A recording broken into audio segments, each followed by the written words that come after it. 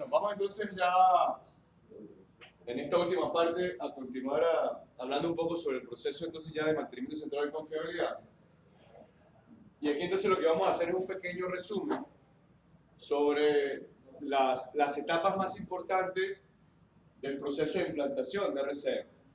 Sobre todo vamos a tomar algunos tips que debemos tomar en cuenta cuando se implanta esta metodología. Yo les comentaba, al inicio el método entonces está diseñado para que primero nos enfoquemos en tratar de atacar equipos críticos o equipos que sean de alto impacto dentro del proceso. Entonces allí, retomando el modelo anterior, bueno, pudiésemos aplicar la matriz de criticidad que vimos, el día de ayer.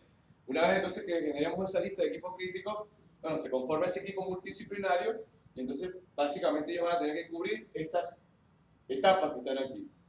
Definir el contexto, las funciones, fallas, modos, efectos y al final lo que se conoce como el flujograma de decisión o el árbol de decisión de RCM. Entonces, bueno, comenzaremos a explicar de forma rápida cada una de esas etapas, comenzando primero con lo que son la definición de las funciones. En esta primera parte la metodología lo que propone es que se haga un análisis de entender cómo opera el equipo. Sobre todo en esta primera parte los que más participan, ¿quiénes son? El área de operaciones. Si operaciones tiene que estar aquí, pues explicando cuáles son los estándares de funcionamiento. El estándar de funcionamiento se refiere básicamente a las variables de operación que se administran en un proceso, bueno, que tiene un sistema de bombeo. Bueno, ¿qué hace el sistema de bombeo? Bueno, ser capaz de impulsar un fluido de un punto A a un punto B con unas características, por ejemplo, de presión, temperatura, viscosidad, dependiendo de las variables que se estén administrando. Eso se hace para todos los sistemas o todos los subsistemas que conforman ese gran equipo. Por ejemplo, que estás evaluando una gran turbina, bueno, partes de la función principal de la turbina, pero luego la turbina, por ejemplo, se subdivide en sus procesos. Que si el área de compresión, que si el área de manejo de gases, que si el área de lubricación. Entonces cada uno de ellos va generando funciones secundarias. Todas ellas se listan. Entonces aquí es como ir construyendo de forma ordenada el despiece de ese gran equipo. Lo vamos despiezando en funciones y ya luego más adelante, pues cada función me va a permitir a mí definir lo que van a hacer luego las fallas, los modos, para luego, es como que por cada área yo voy a ir a montar o voy a recomendar luego estrategias de mantenimiento que me ayuden a minimizar las fallas que tienen cada una de esas secciones. Una vez que se definen todas las funciones, pues se entra a discutir sobre lo que es el fallo funcional. El fallo funcional no es más que describir cómo se pierde la función. Bueno, que si definimos la función de la turbina, por ejemplo, supongamos que dentro de la turbina tenemos el compresor. Bueno, ¿qué función cumple el compresor dentro de la turbina? Comprimir una cantidad de gas con unas características específicas. Bueno, yo tengo que definir el fallo funcional. Y básicamente el fallo funcional es simplemente interpretar si se pierde total o parcialmente la función. Si se pierde totalmente la función, pues colocaríamos la pérdida total del proceso de compresión. Y la falla parcial, bueno, simplemente que se genere la función fuera de los rangos, es decir, que se pierda de forma ineficiente.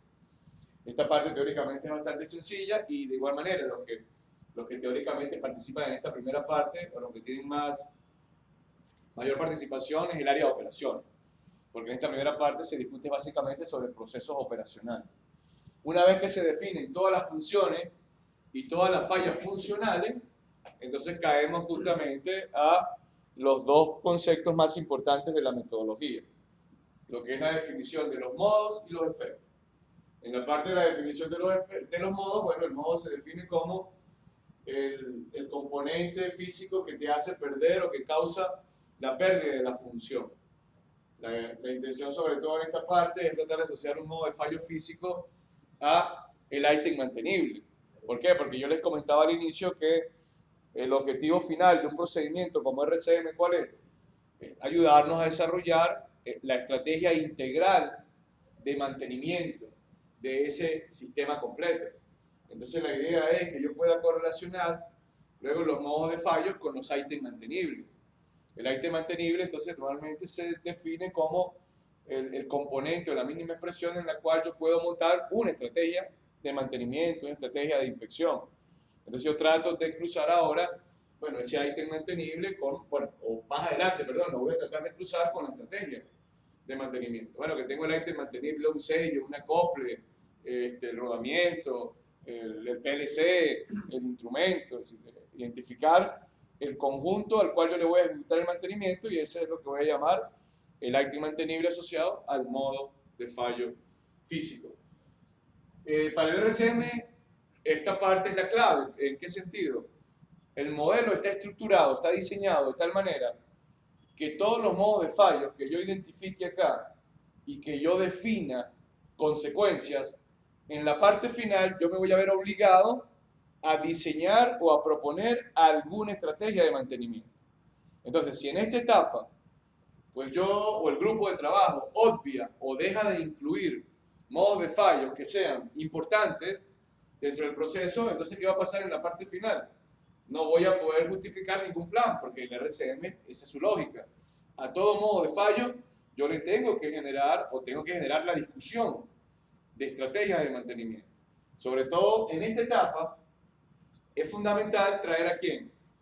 Fíjense, yo tengo que traer a estas reuniones al personal de mayor experiencia, a mis técnicos especializados, a mis instrumentistas, a mis mecánicos, a mis electricistas, porque se supone que ellos son los que están en la mejor posición de ayudarme a definir esos modos de fallo. Entonces el facilitador, sobre todo, en esta etapa, pues tiene que garantizar que a estas reuniones asistan las personas con mayor experiencia. Y muy similar a la discusión que teníamos en el proceso de análisis causa-raíz, claro, ¿quiénes son los que van a llevar adelante este proceso? Un grupo multidisciplinario, es decir, un equipo de personas que tienen que representar las distintas áreas, porque yo no voy a hacer el RCM solo para el plan de mantenimiento del área eléctrica, del área mecánica, no, la idea es que si yo voy a montar el plan de mantenimiento, por ejemplo, de la turbina, es el plan integral de la turbina. Ahí van a aparecer planes para el área mecánica, para instrumentación, para control, para la parte mecánica. Entonces todos los representantes que conozcan cómo puede fallar el equipo tienen que participar en esta dinámica. Entonces una vez que se definen todos esos modos de fallo físico y que entonces luego ya yo he identificado cómo esos modos de fallo pueden generar la pérdida total o parcial de la función, entonces caemos a lo que dentro del RCM se llama la evaluación del efecto o la consecuencia. Para el modelo de mantenimiento centrado en confiabilidad, ellos proponen la clasificación de las consecuencias como en 4 categorías. Ellos hablan de las fallas que tienen consecuencias ocultas, las que afectan la seguridad y el ambiente, las operacionales y las no operacionales. Ya explicaremos cada una de ellas. Comenzando primero con lo que el método ha llamado las fallas ocultas o fallas no evidentes. Básicamente esto se relaciona con todo lo que son dispositivos de protección, algunos dispositivos de seguridad también. ¿Pero a qué se refiere el concepto de una falla oculta? Son todas aquellas fallas que en condiciones normales, cuando digo una condición normal es cuando tengo controlada la operación, yo no me puedo dar cuenta de que ese componente ha fallado a menos que propicie una prueba. El ejemplo, para entender de forma bastante sencilla lo que es una falla oculta para el RCM es, por ejemplo, las fallas de una válvula de seguridad, la válvula de alivio de una gran caldera, por ejemplo. Para el RCM, todo lo que está alrededor de esa función, que es una función de protección, es una falla oculta. ¿Pero por qué?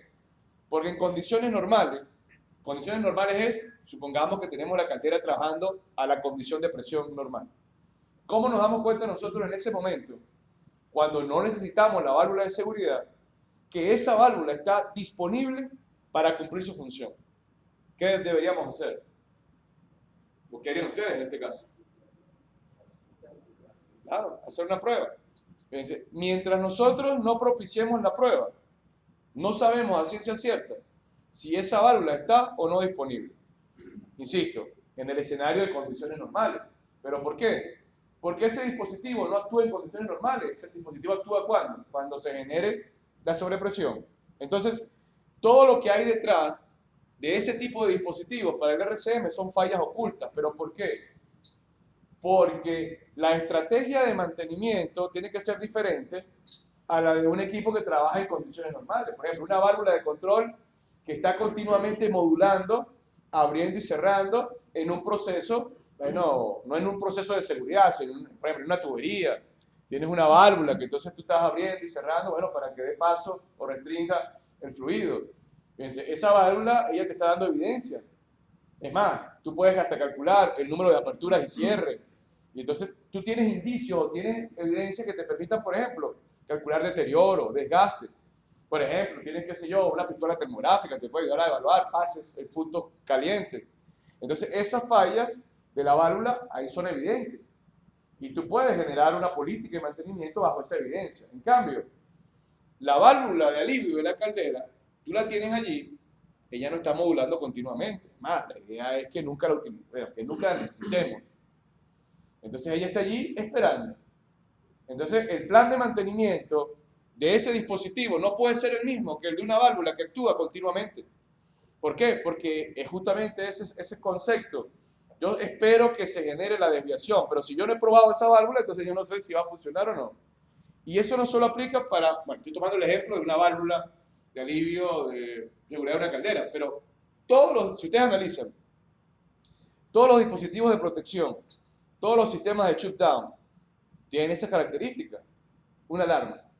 Una alarma es una falla oculta, porque una alarma está para que actúe cuando se genera la desviación. Lo que pasa es que hay alarmas que continuamente están apareciendo, pero aparecen porque esa desviación está continuamente apareciendo en la planta. Todos esos sistemas, un fusible es una falla oculta, pero un fusible ahora se complica. ¿Por qué? Porque ¿cómo pruebas tú un fusible? El fusible está hecho para romperse. Entonces, esas son complicadas porque hay fallas ocultas que no podemos probar. En los automóviles hay una falla oculta interesante que no se puede probar. ¿Cuál es? De seguridad. La bolsa de aire. La bolsa de aire está allí, pero ¿cuándo actúa ella? Cuando ocurre una contingencia. Ahora, ¿quién la prueba? Eso no la podemos probar, es decir, nosotros damos por hecho de que esa bolsa de aire va a actuar. Bueno, los fabricantes hacen pruebas. Agarran un lote de autos, toman uno, bueno, eso que a veces uno de los videos que ves de seguridad, que le ponen como un maniquí y lo lanzan y bueno, para que choque, para ver si sale la bolsa de aire. Pero eso es una prueba de un conjunto, de un lote de autos y luego ellos esperan que esa bolsa funcione. Entonces, todos esos dispositivos que tienen, otro ejemplo, el sistema contra incendio. El sistema contra incendio es una falla oculta. ¿Él está allí para qué? Bueno, en el caso de que ocurra una contingencia, él va a actuar. Todos los sistemas estos, bueno, por aquí va a haber los sistemas del detector de humo, es una falla oculta. Él está allí esperando. Estos sistemas que tienen rociadores, por ejemplo, en una turbina, que tiene allí sistemas de CO2, por ejemplo, todo eso es falla oculta porque están esperando. Están allí, bueno, simplemente o van a actuar cuando teóricamente se genere la contingencia. Entonces el RCM lo ha separado y los pone a un ladito, pero es básicamente para que los analicemos de forma distinta, porque no los podemos analizar de la misma manera tradicional y sobre todo también los ha separado. ¿Por qué? Por la consecuencia. ¿Qué es lo que normalmente hay detrás de una falla oculta cuando ella no funciona? ¿Qué es lo que habría detrás del efecto de una válvula de alivio de una caldera cuando no funcione, pero cuando la necesites? Detrás de eso, ¿qué tiende a haber? Bueno, explosiones, pérdida de vidas humanas. Entonces se hacen eventos de fallos de alta peligrosidad y de muy alta consecuencia. Un programa de pruebas para sistemas así de protección sería parte del mantenimiento. Claro. Es más, eso que tú comentas, ahorita lo vamos a ver. Dentro de una de las estrategias que pone el RCM, él le pone nombre a eso. A él le llama búsqueda de fallas ocultas. Pero eso en términos muy sencillos, no con ese nombre es un plan de mantenimiento para dispositivos que son básicamente planes de prueba. Y eso debe formar parte de la estrategia de mantenimiento. Solo que entonces hay que definir los intervalos para aplicarlos. Así como le monta un plan de mantenimiento a cualquier otro dispositivo que no tiene una falla oculta, a esto tienes que montarle planes de inspección, planes de verificación, para ir en el sitio a darnos cuenta de que ese dispositivo está disponible para cumplir su función. Y ya luego los otros tres tipos de consecuencias es lo que llaman consecuencias evidentes, bueno, las que afectan a la seguridad y ambiente, todas aquellas fallas cuyo efecto es directo sobre la consecuencia, perdón, sobre la seguridad de las personas o sobre normativas ambientales. Las partes operacionales son aquellas fallas que tienen que ver directamente con ¿qué? con la producción. Ahí es donde viene el lucro cesante, dinero, pérdida de producción, calidad, es decir, todo lo que arrastra pérdida económica. Y las no operacionales, supuestamente estas fallas son las que tienen el menor nivel de impacto. No afectan ni la seguridad, ni el ambiente, ni la producción, y lo único que supuestamente generan estas fallas son ¿qué? Costos directos, materiales y mano de obra. Pero no afectan ni los objetivos de producción, ni la seguridad, ni el ambiente. Muchas veces este tipo de fallas son las que en la parte final el RCM se vuelve un poquito más flexible y, por ejemplo, yo pudiese estar seleccionando no hacer ningún mantenimiento, porque el riesgo de este tipo de fallas supuestamente siempre es mínimo o es muy bajo. Entonces, el RCM va a poder competir estos factores y luego lo que se recomienda es describir el efecto o la consecuencia. Claro, este método va proponiendo que cada una de estas etapas se vaya registrando. La función se registra en un formato. Si tiene un software, bueno, el software de RCM te da un campo para eso. Si tiene un software, una herramienta en Excel, pues en la herramienta Excel se va a colocar esta información. Luego viene la falla funcional, luego viene el modo y finalmente el efecto. Entonces, bueno, tenemos un modo de falla, por ejemplo, problema en los anillos de un pistón, de un cilindro de fuerza de un gran motor. Entonces luego aquí identificamos los efectos. El primero si es evidente o no, entonces en este caso es una falla que es evidente. Es decir, no es una falla oculta, se hace evidente. Y luego, ¿qué ocurre? Entonces nuevamente la consecuencia, lo que primero se trata de explicar es el efecto operacional, lo que acontece. Aquí, bueno, en este caso, bueno, antes de eso se coloca que aquí no hay una afectación sobre seguridad y ambiente. Si lo hubiesen, habría que colocarlo allí. Pero en este caso no ha ocurrido ningún tipo de afectación sobre seguridad y ambiente. Y luego, bueno, se presuriza el cárter, baja la compresión, es lo que operacionalmente, ahí se colocan los síntomas. Bueno, que si por ejemplo baja la temperatura, se incrementa la vibración, aquí se observa humo por el escape, si esto es lo que está ocurriendo operacionalmente. Y finalmente, bueno, se pierde la capacidad de compresión y el motor se va a parar. Eso es lo que ocurre en ese momento. Ahora, ¿qué se hace? Lo que se hace aquí, o lo que se explica aquí, es el correctivo, no el preventivo, porque eso viene después. Aquí es lo que hacemos para atacar la falla, en ese momento. Entonces, en ese momento, se para el equipo, se saca el pistón, se inspecciona, y si es necesario, se reemplazan los anillos. ¿Qué se necesita? 4 mecánicos, y luego se trata de calcular el impacto. Entonces, bueno, aquí necesitamos 16 horas de indisponibilidad. Esto está ubicado en un sector que tiene una pérdida de $120.000 por hora, unos costos directos de $10.000. Entonces, ¿el coste por falla cuál va a ser? Los 120.000 por las 16 horas, eso me da el impacto de $1.920.000 por falla, más los 10.000 de los costos directos. Y luego aquí aparece el riesgo. El riesgo en este caso es frecuencia por consecuencia. Ya tenemos la consecuencia que es esta. Y la frecuencia en este caso es una falla por año. Entonces da 1.000.000, eso es como un CIF, como lo que veíamos ayer, $1.930.000 por año. Ese es el impacto de este modo de fallo. Ahora, yo lo estoy mostrando para un modo de fallo, pero esto lo tengo que hacer ¿para qué? Para todo mi análisis. Y ahí es donde entonces uno tiene que entender que una aplicación de RCM requiere una cantidad de hombres importante. Si estamos haciendo una RCM, imagínense de una turbina. Bueno, en una turbina pueden aparecer 200, 300 modos de fallo, una línea envasada, un camión minero, bueno, esos son análisis que son complejos. Entonces, cada uno de esos modos tiene un estudio o debe tener un análisis parecido a esto. Y sobre todo, ¿para qué se va a utilizar ahora esto?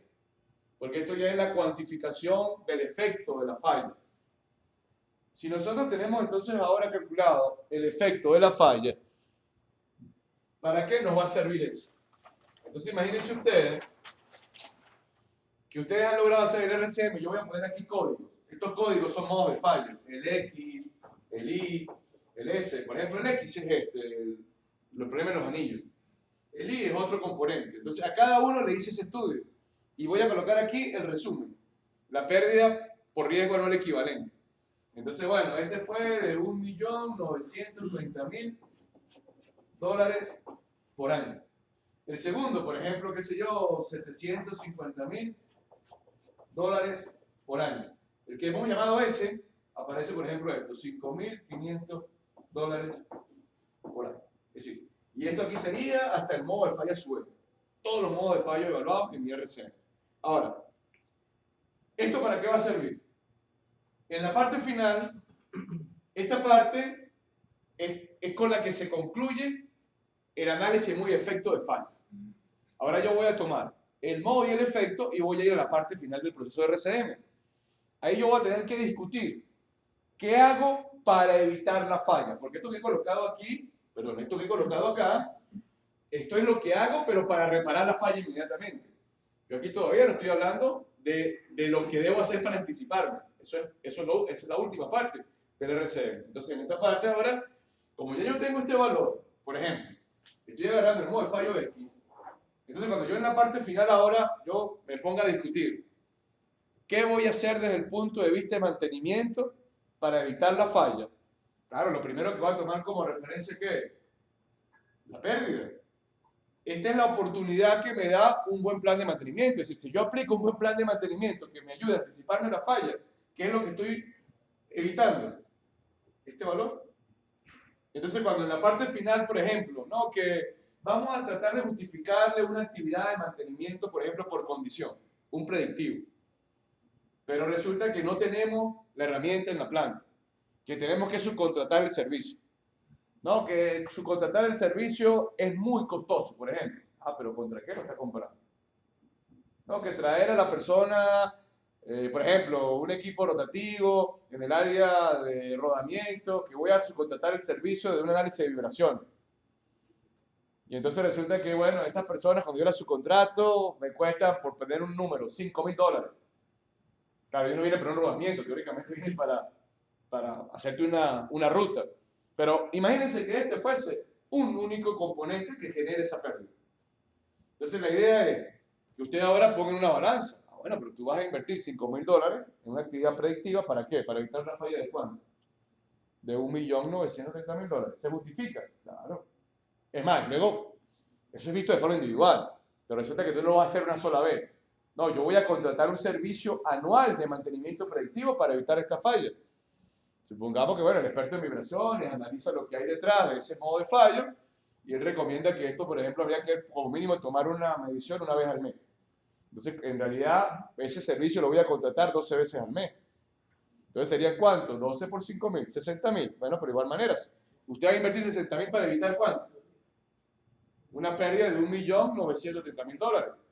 Entonces, allí va a ser muy fácil justificar ese tipo de actividad predictiva. Entonces, en realidad, ¿para qué se va a utilizar esto? Más que para hacer el cálculo económico, en realidad esto es la línea base para luego en la parte final yo poder justificar estrategias de mantenimiento. Pero ¿qué va a ocurrir ahora cuando me ubique en este modo de fallo? El S. Fíjense, este modo de fallo S pertenece al mismo equipo. Pero ¿qué ocurre ahora? Hay modos de fallos que me inhabilitan la función completa y hay otros que son fallas individuales, pero que, por ejemplo, el compresor sigue funcionando. Entonces, lo único que genera él es costo directo. Entonces, probablemente en la descripción de este modo de fallo, el S, cuando lo estuviésemos evaluando acá, aquí, ¿qué aparecería? Impacto en la producción. No iría a 120,000, iría a 0. Y entonces aquí lo único que hay probablemente es costo directo, materiales y mano de obra. Entonces ahora yo estoy discutiendo.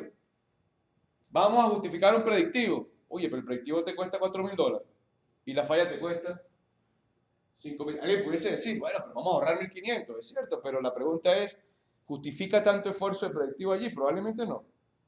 Entonces, para ese otro modo de fallo, cuyo nivel de riesgo económico es mucho más bajo, bueno, probablemente terminas justificando el no hacer mantenimiento o una política que no sea tan costosa.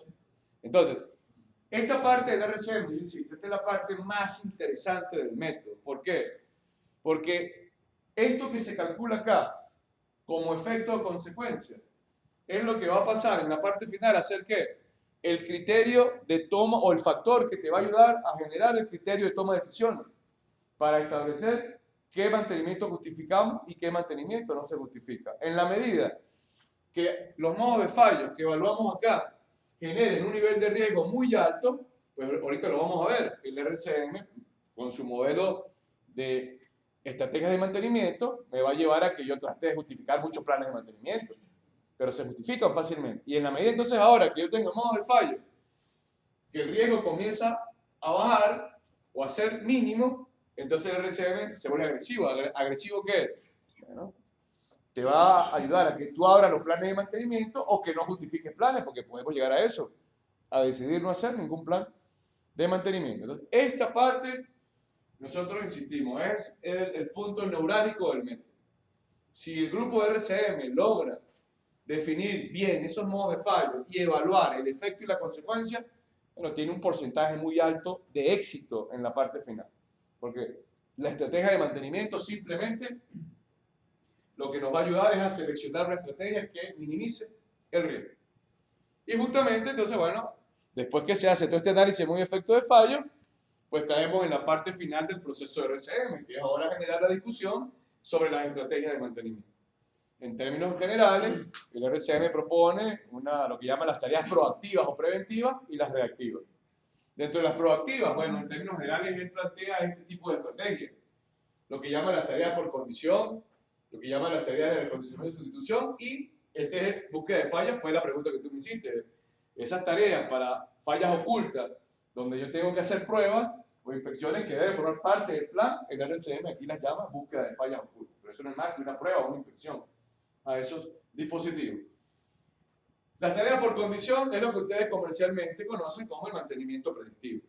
Eso es lo que es el nombre comercial, pero en realidad para el RCM el mantenimiento por condición, digamos, el predictivo forma parte del mantenimiento por condición. Porque el mantenimiento por condición no es más que una actividad que tú le haces a un componente haciéndole seguimiento a una variable física que cambia en el tiempo. Y eso lo puedes hacer con herramientas o lo puedes hacer hasta con sentidos humanos. Pero que tú tienes ese técnico mecánico que se acerca a la caja de rodamiento con el destornillador, se lo pone en el oído y el tipo te dice, bueno, tu equipo tiene alta vibración. Claro, no te dice ni la velocidad ni la aceleración.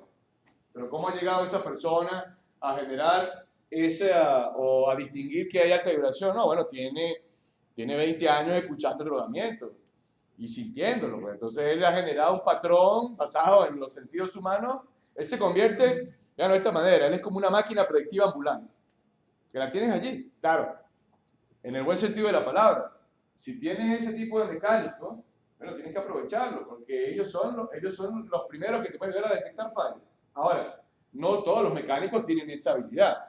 Sí, bueno, puedes tener 20 años, un mecánico allí y está pasando, la máquina se está destruyendo y el tipo ni se da cuenta. Porque en realidad son pocas las personas que quieren esa habilidad de diagnosticar basado en sentidos humanos. Pero eso es mantenimiento por condición. Y luego, claro, si ya tú tienes herramientas, si ya tú tienes entonces, qué sé yo, un equipo de vibraciones, un equipo de termografía, un laboratorio de análisis portátil de aceite, medición de espesores, o si subcontratas esos servicios, bueno, eso ya son, por supuesto, el mantenimiento predictivo basado en herramientas, pero ¿qué están haciendo? Haciéndole seguimiento a una variable. Solo que no lo hacen a través de los sentidos humanos, lo hacen a través de un equipo, de una tecnología. Entonces el RCM, bueno, te habla sobre ese mantenimiento. Ahora, como no todas las empresas tenemos o tienen herramientas predictivas, bueno, muchos no tienen suficiente presupuesto ni siquiera para subcontratar el servicio, el RCM te abre otras opciones, que son estas que aparecen aquí abajo, que ellos llaman reacondicionamiento o sustitución. ¿Estas cuáles son? Los mantenimientos clásicos basados en tiempo. Lo que veíamos ayer, por ejemplo, el modelo estadístico de Weibull, las herramientas estadísticas son las que normalmente se utilizan para ese segundo tipo de estrategia. Bueno, que si no pude justificar o no tengo cómo pagar un mantenimiento predictivo, bueno, el RCM te dará una alternativa. ¿Y por qué no evalúas un reemplazo basado en tiempo? Pero para poder hacer eso, ¿qué te recomienda el método? Bueno, que tienes que tener el histórico. La base para ese segundo tipo de estrategias aparece aquí la probabilidad de falla, es tener el historial. Y la diferencia entre reacondicionamiento y sustitución es el alcance. El reacondicionamiento, en términos prácticos, es lo que ustedes conocen como un overhaul, un mantenimiento mayor. Para la máquina a las 40.000 horas, a un tiempo fijo, pero ahí no revisa un solo modo de fallo, ahí revisa la mayoría de los modos de fallos del equipo, algunos los sustituye y otros los puedes dejar. Entonces estás como mezclando, pero todo lo estás haciendo a una frecuencia fija. Y la sustitución, bueno, ese sí es reemplazo de un componente por otro basado en tiempo. ¿No? Que no tenemos la herramienta de predictivo, entonces vamos a generar un reemplazo en horas, en función del tiempo medio de fallo. Entonces hago un pequeño análisis estadístico y justifico esto. Y la búsqueda de falla, bueno, entonces tiene que ver con todos esos dispositivos que tienen fallas ocultas, bueno, el sistema de protección, la válvula, que más que definir un plan de mantenimiento, es definirle ¿qué? El periodo de prueba. cada cuánto tiempo debo ir a probar esos dispositivos. Y sobre todo ese tipo de análisis, como las fallas ocultas que comentaba hace rato, que muchas de ellas tienen que ver con seguridad, con ambiente, y que están en condiciones que no trabajan normalmente, sino normalmente ya van a actuar cuando se genere la condición que no es normal. Entonces la idea es tratar de generar y forzar a que se ejecuten las pruebas de esos dispositivos, porque a veces por exceso de confianza, como son fallas que no ocurren continuamente, pues creemos que nunca va a pasar. Entonces el exceso de confianza nos hace eliminar las pruebas o nos olvidamos de las pruebas. Y lamentablemente entonces, eso hay unos autores que en inglés utilizan el término de dormant failure, que es como fallas durmientes. Están allí, nadie se da cuenta de ellas y cuando lamentablemente ocurre la contingencia, no actúan. Y cuando entonces nos ponemos a analizar, oye, pero ¿cuánto tiene ese equipo allí? Tiene 5 años. ¿Cuántas veces hemos ido a probar eso? Nunca. Entonces, claro, ese componente, por ejemplo, una válvula está trabada, la válvula de seguridad. Y simplemente te hubiese podido dar cuenta de eso, te hubiese hecho una prueba. Pero como, por supuesto, nunca había ocurrido nada allí, pues el exceso de confianza, lamentablemente, se te hizo que te olvidaras de eso, y bueno, y la factura entonces viene con una explosión, con un impacto catastrófico. Entonces, el RCB para este tipo de modo de fallos, dice aquí, tenemos que propiciar las pruebas. Porque aquí siempre van a haber excusas, no, que es muy difícil, que es, sobre todo por el lado de operación. Y eso es muy complicado. Y bueno, y también aparecen los dispositivos que no podemos probar. No sé si ustedes aquí en sus plantas tienen, nosotros eso lo llamamos los discos de ruptura. Un disco de ruptura está hecho, el disco de ruptura es una falla oculta, está hecho para una sobrepresión romperse. ¿Cómo lo prueban? ¿No lo pueden probar? Entonces, claro, ahí bueno, es como el ARVA. El ARVA de una falla oculta que, bueno, que no se puede probar. Entonces, claro, ahí ya eso se complica. Entonces, en esos ciertos dispositivos van a tener que preguntarse cuáles son los sistemas de mitigación. Porque si ese no actúa, teóricamente, bueno, se va a provocar el incendio y entonces luego la mitigación es lo que debería actuar. Y la mitigación es una falla oculta, porque la mitigación viene después. Entonces eso también se tiene que hacerle prueba.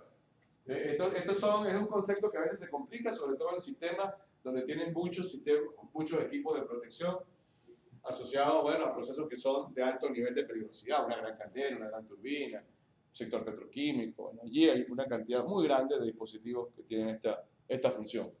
En el caso de intervalo de las tareas, ¿cómo lo liga a la parte de la disponibilidad matemática? Bueno, hay una norma que se llama la SAE 1011 y 1012, que justamente plantea, estos son algunos modelos matemáticos que te dicen para un nivel de disponibilidad deseado, bueno, si tengo por ejemplo la válvula de alivio, que es de la caldera, que es de alto riesgo, entonces bueno, si tú quieres garantizar una disponibilidad de que esa válvula actúe, pues tienes que hacer un intervalo de pruebas de que sea el 0.02% del mean time to failure de esa válvula.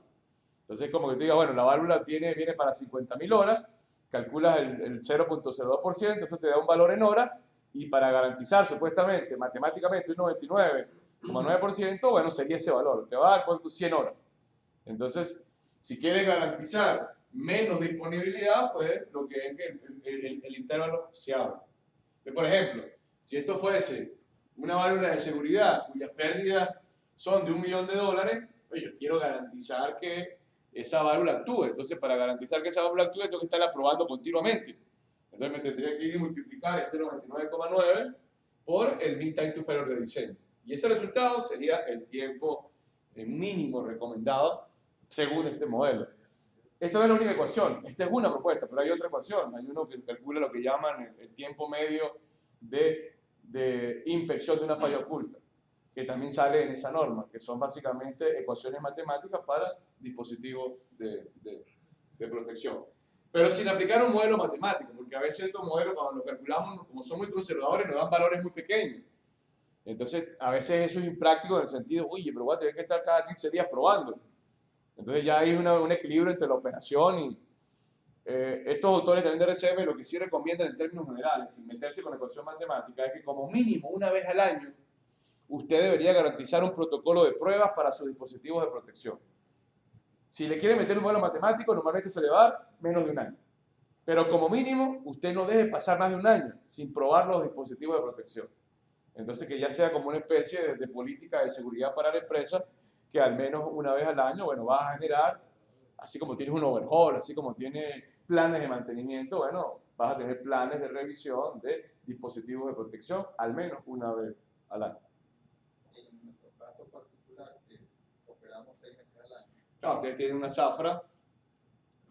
mi pregunta ahí es, por ejemplo, en el caso específico que usted menciona, una válvula de seguridad, es muy diferente que la probemos con proceso, teniendo presiones y flujo de vapor que generan fuerzas, que la probemos fuera de Claro.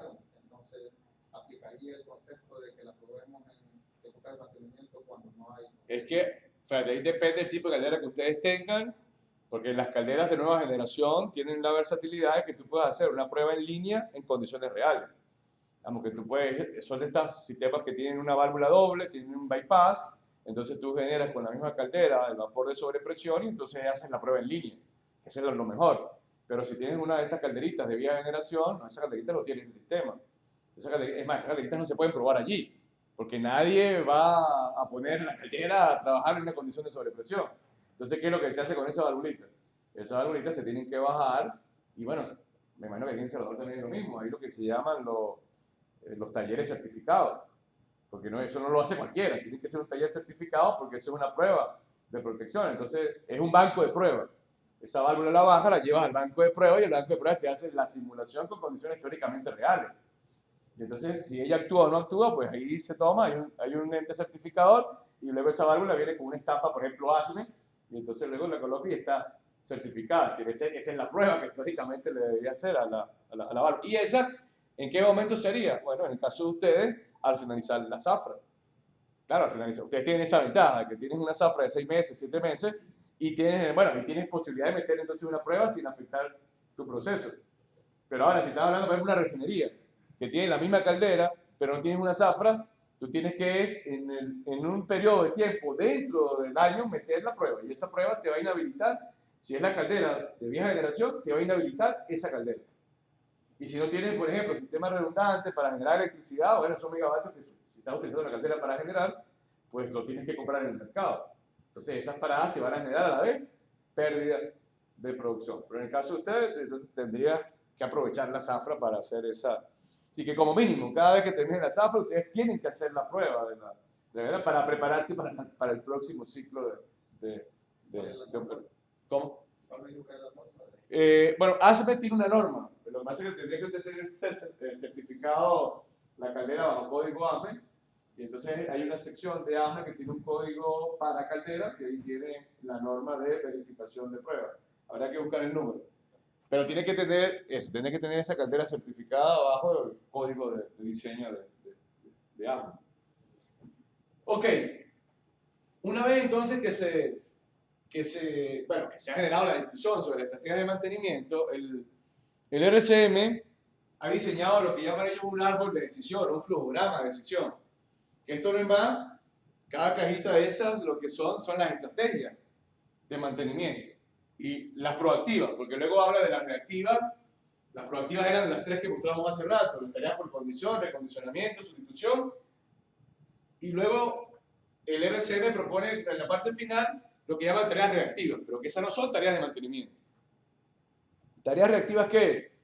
Una de ellas es la política de no hacer mantenimiento, el run to fail. Es tomar la decisión de dejarlo fallar. Eso para el RCM es una política de mantenimiento. Y la otra que él adiciona, que no es una política de mantenimiento tampoco, es el rediseño. Que es otra discusión interesante del RCM. El RCM entonces no te limita solo a pensar en mantenimiento. En un momento determinado, el RCM te dice, bueno, pero si tú pones a evaluar a estrategias de mantenimiento contra una reingeniería y resulta que entonces hacer mucho mantenimiento ahí se termina siendo ineficiente, pues ¿por qué más bien no rediseña? El rediseño lo haces una sola vez, mejora la confiabilidad y luego el coste de mantenimiento puede ser hasta más barato que lo que venías haciendo. Entonces eso es otra alternativa interesante. El RCM no solo te hace pensar en mantenimiento, ¿no? En algún momento determinado él te pone a competir o te dice, mira, en vez de estar pensando solo en mantenimiento, ponla a competir con una modificación. Claro, es una evaluación costo-beneficio. Entonces, en este árbol, básicamente lo que hace el grupo de RCM es agarrar cada modo de fallo, agarrar el efecto y poner a competir cada estrategia. En la primera fila del árbol arriba, básicamente están las preguntas que se responden en el efecto. si es evidente o no es evidente, la segunda columna es si afecta a la seguridad y la tercera son las operacionales. Y las últimas, las no operacionales. Estas preguntas, si retrocedemos, en la parte del efecto, bueno, son las que se responden allí. La primera si es evidente o no es evidente, la segunda si afecta a la seguridad y luego la operación. En teoría, las respuestas que hemos dado acá nos ayudan a ubicarnos en el árbol. Si tenemos un modo de fallo, por ejemplo, ese mismo modo de fallo que tenemos acá, hemos colocado que es evidente, que no afecta a la seguridad y que afecta la operación. Entonces, si yo me voy al árbol al árbol de RCM, estoy diciendo que es evidente, ya no estoy en la primera columna. Coloqué que no afecta a la seguridad, afecta a la operación. Entonces estoy en ¿dónde? En la tercera columna. Si la primera columna es la columna de fallas ocultas, la segunda columna es seguridad y ambiente, la tercera columna es la operación y producción, y la última son las no operacionales. Inmediatamente después de la primera fila, a partir de la segunda fila, ¿quiénes aparecen? Las estrategias de mantenimiento. ¿Cuál es el común del denominador? Sea cual sea la ruta por la que bajemos, siempre el método RCM nos va a obligar a que primero pensemos en ¿qué? En mantenimiento por condición. Y eso tiene una justificación. El RCM lo que ha visualizado es el futuro del mantenimiento. ¿Hacia dónde va el futuro del mantenimiento? Mantenimiento por condición. Todo lo que son herramientas predictivas, todo ese tipo de técnicas es lo que se va a terminar consolidando. ¿Y por qué? Bueno, porque al final pues vamos a tener prácticamente herramientas para medir cualquier variable por condición. Lo que hace 30 o 40 años se veía como una utopía, tener una planta donde vamos a tener todo automatizado. Bueno, fíjense, hoy en día, yo creo que ayer se los comentaba, todo el cuento del Internet de las cosas, el 4.0, eso no es más que ponerle un nombre publicitario a lo que hace 20 o 30 años se venía hablando, de que vas a automatizar todos los procesos. Entonces hoy en día, por supuesto, le ponen nombres rimbombantes, sobre todo para vender y pura publicidad. Pero eso que se está viendo hoy en día no es más que resultado de todos estos procesos hacia donde el RCM visualizó que iba el mantenimiento. Entonces el RCM siempre al principio pues te va a decir, para todo modo de fallo, primero analiza la actividad por condición. Ahora, para justificarla, tenemos que dar dos respuestas. Primero, si es técnicamente factible, eso es lo primero. Y segundo, si es económicamente rentable. Y para seleccionarla, tiene que pasar el doble filtro. Porque, bueno, puede existir una técnica predictiva para evaluar ese modo de fallo, pero la pregunta es rentable? Hay que analizarlo. Y por eso es que el RCM da opción a las otras estrategias, porque si no se hubiese quedado allí, ¿no? Pues si todo lo vamos a hacer predictivo, dejémoslo en una sola fila. Pero no, él pone a competir. De repente tiene, el ejemplo que siempre coloco aquí, un rodamiento. Ah, bueno, pero tiene un rodamiento, está ubicado acá, de muy alto impacto, que al fallar ese rodamiento, donde está ese motor, no tiene redundancia, no tiene respaldo, y la pérdida es esta, de $1.930.000. Claro, cuando vas a discutir ahora, ¿se justifica un predictivo por condición? Por supuesto. Lo que comentábamos hace rato, ahí eso no se discute mucho. Es más, ahí la discusión se abre o se profundiza un poco más. Más que justificar, por ejemplo, el subcontratar un servicio de analistas de mantenimiento predictivo, bueno, ¿por qué? Ahora usted no se pregunta, ¿y por qué no tengo yo mi propio grupo de predictivo? En vez de estar subcontratando el servicio y lo hago más eficiente. Bueno, claro que te va a costar un poco al principio, pero igual, eso lo calcula y luego ese costo lo va a diluir en el ciclo de vida del equipo. Porque eso no lo hace para un año. Bueno, el que tiene, si compras un equipo de análisis de vibraciones y entonces ya tienes a tu técnico, lo forma, ya no es por un modo de fallo, ya es para toda la planta. Es más, puedes ir más allá. Bueno, pero si estos son procesos tan críticos, ¿por qué no automatizo la variable y la llevo en línea a un monitor y que automáticamente un operador esté 24 horas recibiendo la señal? No, que eso es muy costoso. No, depende. Si el riesgo es de $1 millón, probablemente eso es lo mejor. Entonces eso es interesante porque el método RCM te pone a analizar ese tipo de cosas. Pero ahora, el mismo motor, el mismo rodamiento, pero está ubicado aquí abajo. Resulta que entonces ahora ese es un rodamiento que lo tenemos en un punto de producción que cuando ocurre la falla del motor, no pasa nada. Tenemos flexibilidad, tenemos redundancia, no afectamos la seguridad. Pero igual, es un rodamiento. Si nos tratamos de responder la pregunta, ¿se justifica técnicamente un análisis de vibraciones? Sí, la respuesta sigue siendo sí, porque lo mejor para el rodamiento es análisis de vibraciones. Pero ahora, Se justifica económicamente. Entonces, cuando analizas cuánto me cuesta subcontratar el servicio, $5.000. ¿Cuánto me cuesta la falla? 5.500. Oye, pero bueno, entonces hacerla del tonto, pues si me pongo a subcontratar ese servicio allí, pues.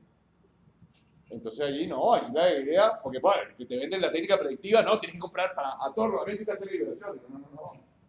Sí, eso es lo ideal, pero en términos prácticos, entonces resulta que hay reemplazos correctivos que son más baratos que la propia técnica predictiva. Un rodamiento pequeño, por ejemplo, en un motor de baja capacidad. Entonces allí, por supuesto, hay ese grupo lo que es analizar y dice, no, a este otro rodamiento, con este riesgo de $5.000, ¿a dónde pudiesen llegar? Fíjense, ahí ya no estarías en esta columna.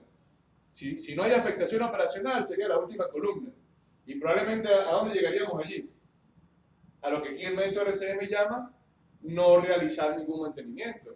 Pero para llegar allí, claro, se ha hecho este estudio previamente. No es porque nosotros queremos llegar allí, no, se ha puesto a competir, nos hemos dado cuenta que no hay ninguna estrategia de mantenimiento que sea lo suficientemente efectiva técnica y económicamente y decidimos llegar a no hacer ningún mantenimiento.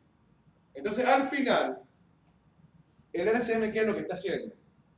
Te está ayudando ¿a qué? A redistribuir y racionalizar los recursos. Te va a ayudar a decidir dónde vale la pena ser predictivo. Te va a ayudar a decidir dónde vale la pena ser preventivo por tiempo. Te va a ayudar a decidir dónde vale la pena no hacer ningún mantenimiento. O te va a ayudar a decidir dónde vale la pena modificar. Entonces, el RCM al final lo que hace es poner a competir las distintas estrategias de mantenimiento. Y termina ganando, bueno, la que genera el mejor nivel costo-riesgo-beneficio. Por eso yo comentaba hace rato, bueno, hay sectores donde hemos hecho RCM, donde el nivel de riesgo es tan alto, que al final, bueno, el 80% de todas las políticas de mantenimiento salen mantenimiento por condición. No, que eso es muy costoso, no, el riesgo paga eso, allí en esa planta. Pero luego nos hemos movido a otra empresa, donde los riesgos, algunas zonas son críticas, otras zonas no son muy críticas, entonces ahí comienza a haber como una repartición. Bueno, ahí de repente se comienza a abrir un poco más el preventivo basado en tiempo. Se cierra entonces ya el porcentaje de predictivo. Y se abre un poco el no hacer mantenimiento de ningún tipo. Y cuando vamos a aplicar esto en un sector o en un equipo donde tiene una gran cantidad de modos de fallo, de bajo riesgo, ténganlo por seguro que ustedes van a caer muchas veces ¿a dónde? Acá. Entonces un porcentaje, bueno, el 40, el 50% sale. Recomendación, no hacer nada. Pero sigo insistiendo, llegamos allí porque hay previamente un análisis. Sí, previamente se está analizando el riesgo y se está poniendo a discutir el tipo de estrategia de mantenimiento. Entonces lo que hemos hecho es racionalizar el recurso. Entonces el método se convierte en eso, una balanza que te dice dónde vale la pena hacer más mantenimiento y dónde vale la pena hacer menos mantenimiento. Creo que hay una pregunta hace ratito allá. A veces la decisión de generar mantenimiento por condición tal vez no está enfocado a que se pueda fallar, sino que como no he invertido en mantenimiento en algo que no lo necesita. Nosotros, sin embargo, no hemos encontrado unas situaciones, por ejemplo, para poder hacer los mantenimientos por condición a una válvula de control. Queremos saber si esa válvula en realidad está sellando bien o no. A ver qué pasa o no. Entonces nos topamos con una tecnología, ultrasonido o termografía, claro. Y al final no hemos logrado tomar una decisión cuál es la mejor. Y claro. Termografía es carísimo comprar un equipo. No sé qué. Es lo mismo, María. Esa pregunta, bueno, la primera pregunta que uno hace cuando va a justificar una técnica es si es factible desde el punto de vista técnico. Entonces, cuando tú sales al mercado, por ejemplo, para válvulas o para ese tipo de válvulas, resulta que tú te das cuenta que no hay una sola técnica. Si puedo utilizar ultrasonido o puedo utilizar termografía. Entonces, ahora ¿qué ocurre? Como son dos técnicas que miden una condición distinta, entonces, por supuesto, una puede ser más efectiva que otra, porque depende del equipo, del instrumento, de la tecnología utilizada. Entonces, por supuesto, la pregunta ahora es, bueno, que tienes una pistola termográfica que es muy costosa, pero es la última generación y el nivel de precisión es espectacular. Bueno, eso probablemente sea más eficiente que el ultrasonido. Pero entonces la pregunta es, ¿se justifica? Bueno, tienes que irte al riesgo. Sí. Claro, si el riesgo es $1.000.000 por un pase de eso, bueno, pues tienes que irte con la que cuesta más, pero que es la más eficiente. Pero entonces si estás evaluando y el riesgo es mínimo, y te vas a poder entonces aplicar la técnica más eficiente, eso es perder el dinero. porque eso no contribuye a minimizar un riesgo, porque el riesgo es bajo. Entonces, por eso, en ese tipo de válvulas habría que mezclar la pérdida asociada a ese pase de esa válvula contra la efectividad de la técnica. En válvulas donde tienes un producto que el pase te está generando una pérdida muy grande, pues allí probablemente se termine justificando la técnica más costosa. Y en otro escenario, pues, entonces es siempre la competencia de las dos variables. Variables técnicas y variables económicas. Porque la respuesta para el RCM, para justificar el mejor plan, siempre tiene que llevar el análisis de esos dos factores. Si es técnicamente factible y si es económicamente rentable. Y en el concepto de técnicamente factible aparece el nivel de precisión de la técnica. ¿Qué tan precisa es la técnica para monitorizar esa variable por condición que estamos justificando? La pregunta es, una inspección que tradicionalmente no se considera como preventiva, es decir, no llego con un equipo de revisión, que llego al equipo a ver si la manguera no se cura, a rociarlo, ¿dónde caería ahí? ¿Por condición? Sería siempre por Claro. Porque ya sea, es lo mismo, una inspección visual. La persona lo que está generando es un patrón de medición visual, pero él está inspeccionando. El mismo cuento, por ejemplo, de la vibración.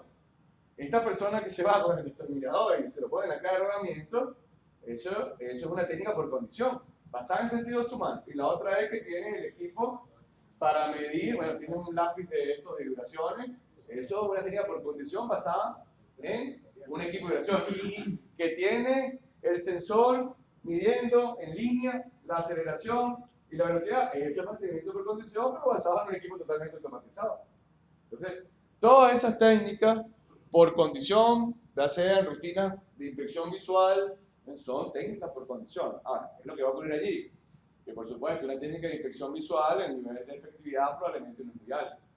Depende de lo que estés visualizando y lo que se hace obvio o no. Como que en el caso, por ejemplo, siempre discutimos en el área petrolera las tuberías. Bueno, que tú le puedes poner a una persona, por ejemplo, las tuberías que están no enterradas, sino por fuera.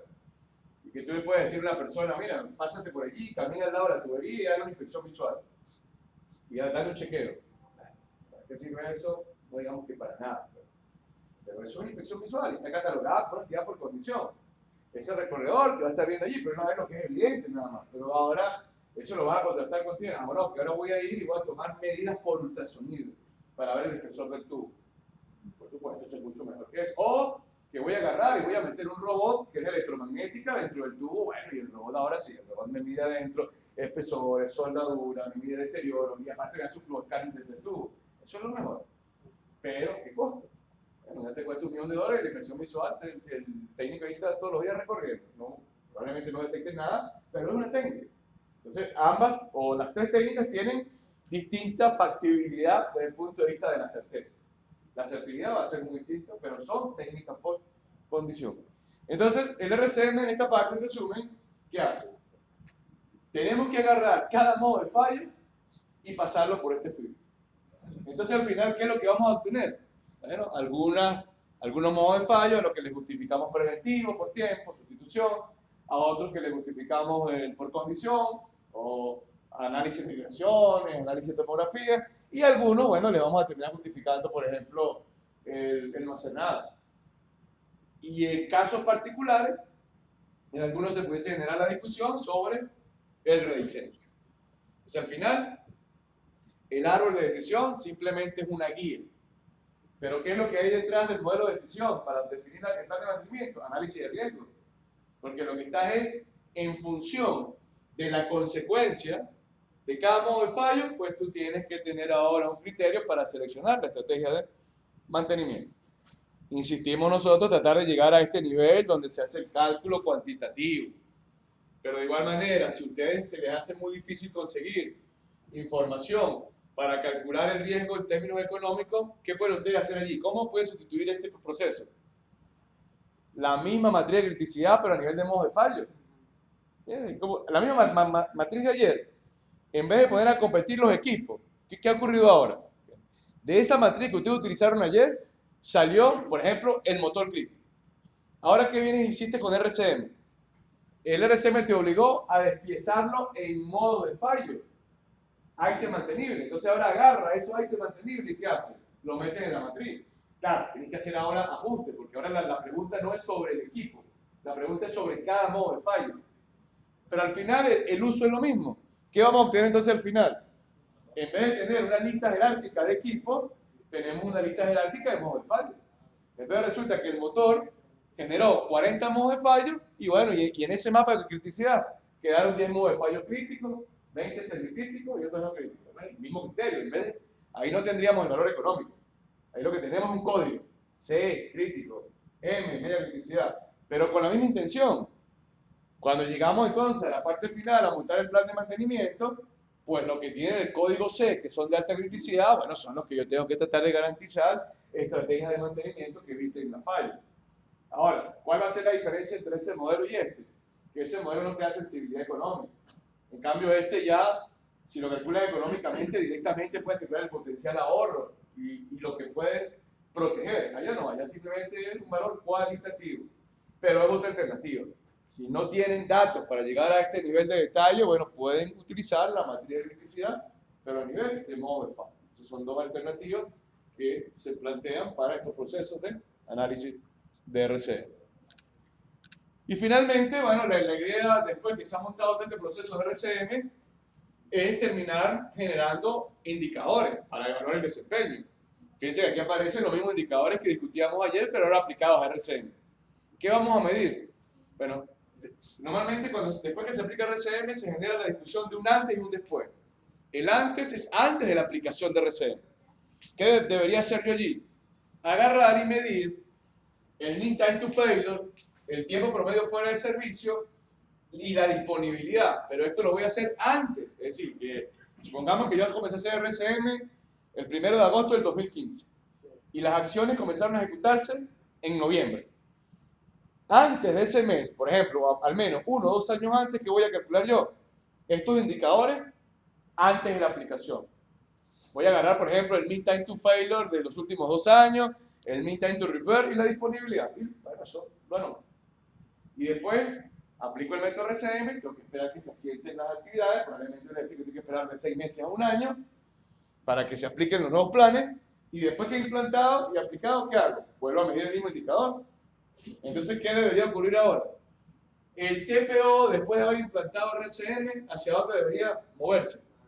Teóricamente debería subir. La mantenibilidad, ¿qué debería ocurrir? Debería bajar. Y al moverse de esos dos, ¿qué ocurre con la disponibilidad? Sube. Si eso ha ocurrido, ya entonces usted puede ahora decir a la gerencia, mire, técnicamente hemos logrado mejorar los 3 indicadores clase. Confiabilidad, mantenibilidad y disponibilidad. Pero el indicador de cierre, ¿cuál es? Con este, ¿no? Yo tengo que terminar convirtiendo eso en dinero. Ah, bueno, fuiste capaz de convertir los puntos de disponibilidad en producción adicional. ¿Cuánto es el beneficio? ¿Cuánto entonces fue tu utilidad del año anterior, antes de RCM y después? Ese es el de cierre. Porque si me quedo simplemente midiendo los técnicos y no mido el de utilidad económica, bueno, estoy asumiendo que estoy aportando valor y no siempre es así. Entonces siempre el modelo de cierre es calcular un indicador de utilidad. Y otro indicador que se puede utilizar, el CIF. Usted calcula el coste de indisponibilidad del año pasado y el coste de indisponibilidad nuevo. ¿Qué es lo que espera? Que el CIF nuevo sea.